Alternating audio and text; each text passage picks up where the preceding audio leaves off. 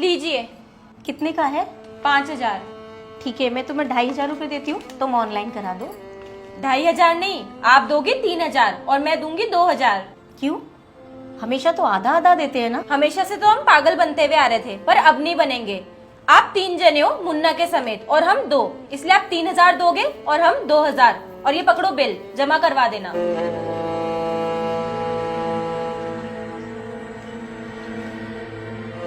पायल, ये तुम कैसी बातें कर रही हो? बाबूजी तो हमेशा बिजली का बिल और पानी का बिल आधा आधा करते थे ना।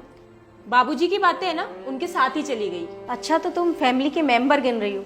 इस हिसाब से तो तुम्हारे मम्मी पापा भी पिछले महीने 15 दिन रहकर गए थे, तो इनका हिसाब भी जोड़ो। ओ हेलो, मेरी मम्मी पापा का नाम अपनी जुबान पे ही मत लेना। और वो आते हैं ना तो मेरा खाते हैं, तुम्हारा कुछ नहीं खाते। देखो, तुम छोटी हो ना, छोटी बनकर रहो, अपनी हद पार मत करो। छोटी बड़ी की बात मत करो। मेरा पति है ना तुम्हारे पति से ज्यादा कमाता है। ज्यादा कमाता है, फिर भी रो ही रही हो। करो ना आधा आधा, मैं 3 देती हूँ, तुम 2 देती हो, क्या लगा के रखा है? क्यों करूं मैं आधा आधा? मेरा पति ज्यादा कमाता है तो इसका मतलब ये तो नहीं ना कि मैं तुम पे लुटा दूं वो सब। यार भैया देखो ना, फिर लड़ने लग गई। वो आज बिजली का बिल आया ना, उसके कारण। भाई तू चिंता मत कर, तुझे पता है ना पिताजी ने मरने से पहले क्या कहा था कि अगर तुम दोनों भाई एक दूसरे को समझोगे और साथ रहोगे तो ये कितना भी झगड़ ले, इन औरतों का कुछ भी हो जाए, लेकिन तुम दोनों कभी अलग नहीं होंगे, ये परिवार एक रहेगा। मगर ये रोज घर में जो कलेश होता है ये भी तो ठीक नहीं है ना भैया।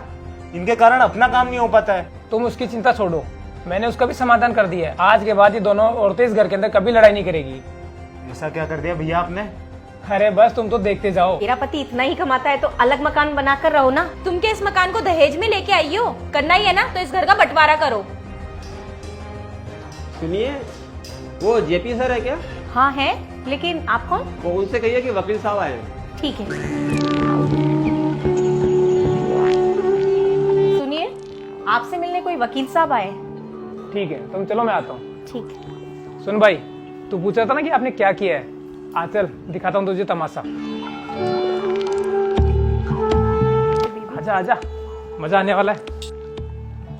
जी आप ही हैं जेपी सर? हाँ जी बताइए। जी मैं बनवारी जी का वकील हूँ।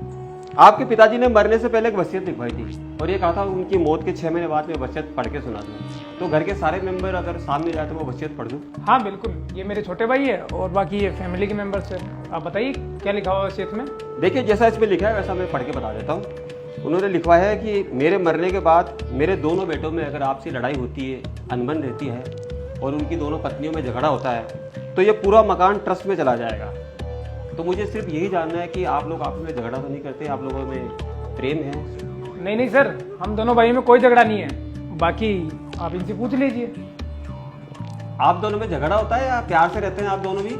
अरे नहीं नहीं वकील साहब, कैसी बातें कर रहे हैं? ये तो मेरी छोटी बहन जैसी है ना पायल? हाँ, और हाँ वकील साहब, ये बिल्कुल मेरी माँ जैसी है। अच्छा, लेकिन घर में तो औरतों में छोटी छोटी बात पे झगड़ा होता है, आप में कभी झगड़ा नहीं होता?